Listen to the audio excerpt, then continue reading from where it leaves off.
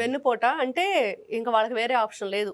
ఉమ్, ఏది చూపాలన్నా అవినీతి లేదు, అక్రమం లేదు, దౌర్జన్యం లేదు, దోపిడీ లేదు.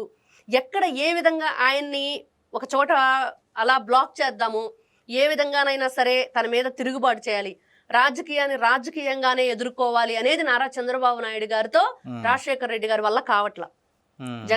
జగన్మోహన్ రెడ్డి వల్ల కూడా కావట్ల. తండ్రి వల్లే కానీ తనయుడి వల్ల ఏమైంది కానీ ఇంకా ఆయన్ని ఏ విధంగా మనం ఎదుర్కోవాలి, ఏ విధంగా ఆయనకి ఈ ప్రజల్లో ఒక రకమైన తీసుకురావాలంటే ఒకటి కులం, ఒకటి ఇది ఏదైతే వెన్నుపోటు అని చెప్తున్నారో అది.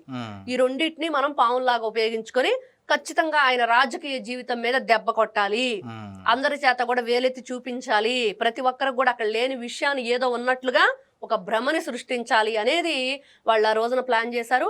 ఇప్పటికి కూడా అదే. అమరావతి కాదు కమరావతి అని, భ్రమరావతి అని, శ్మశానం అని, లేకపోతే ఎడారని పిచ్చిగా పిచ్చి కుక్కలు కరిచినట్లుగా ఏదో రకరకాల ఆరోపణలు చేశారు. ఉపయోగం ఏమన్నా?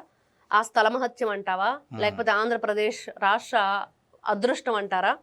అది మళ్ళీ మన అమరావతి, మన రాజధాని మనం నిర్మించుకుందాం అనే విధంగా మళ్ళీ అది రూపుదిద్దుకుంటుంది, ఊపిరి పోసుకుంటుంది.